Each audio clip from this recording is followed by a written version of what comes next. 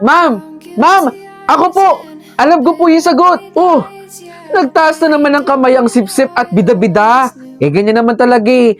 Kailangan niya sumipsip para siya maging top 1. O, tingnan niyo mamaya, o. Pag nagtanong ulit si teacher, magtataas ang kamay yan. Siyempre, kailangan niya sumipsip eh. Grabe ka naman, Chloe, magsalita. Sumasagot lang naman ako ah. Dahil alam ko, yung tamang sagot. Natamaan ata si Athena. Bakit ganyan itsura ng mukha mo? Huwag mo siyang pakinggan, Athena. Hayaan mo lang si Chloe. Hindi ikaw yun, Athena. Eh kung matamaan ka, kasalanan mo na yun. Bida-bida ka rin eh, no? Parang kang isa dyan eh. Ano ba? Kayong dalawa kayong mag-best friend kayo. Paharang-harang kayo sa daan. Tsaka bakit ba may dala kang libro habang naglalakad? Para ano? Para ipakita rito na matalino ka? Eh ikaw, lagi ka susunod dito sa best friend mo? Para ano? Para magmukha ka ring matalino. Tigilan nyo nga kami sa pagpapanggap ninyo. Piling matalino kayong dalawa eh. Baka mamaya maggulat ako Top 0 na kayo at hindi na kayo top 1. Alis nga kayo dyan. Paharang-harang kayo. May dala-dala pang libro. Kala mo mga matatalino.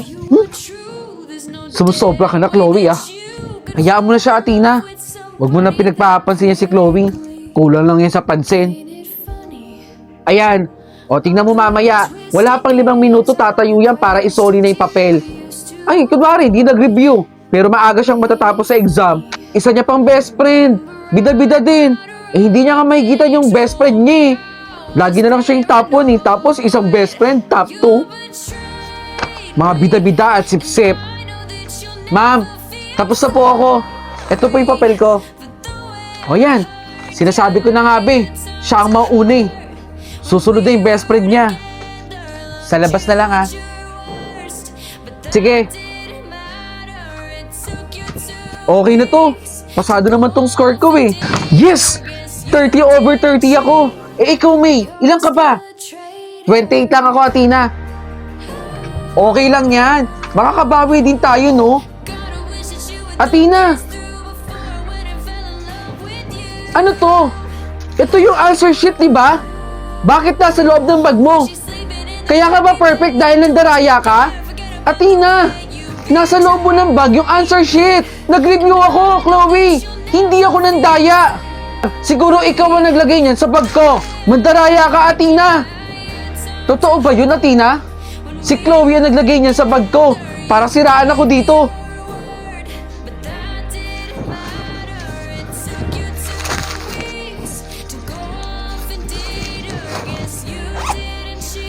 Dapat ako ang perfect, Athena. Lagi na lang ikaw ang top 1 Paano naman akong best friend mo? Lagi na lang akong top 2. Ikaw ba ay naghahanap ng staycation sa Marilao, Bulacan? Malapit sa Philippine Arena? Malapit sa SM Hypermarket? At malapit sa MacArthur Highway? Bakit kaya hindi niyo subukan si Stayscape? Located at Urban Deca Homes, Marilao. Alam niyo bang si Stayscape ay kayang mag-offer ng pinakamurang rate? Kumpleto sa amenities at inclusions. Wala na kayong ibang hahanapin pa dahil kumpleto na sa loob ng unit. Ito yung Facebook page I-follow nyo na para makita ninyo kung ano pa ang mga ino-offer ni Stayscape. Ano pang inaantay mo? Bilisan mo!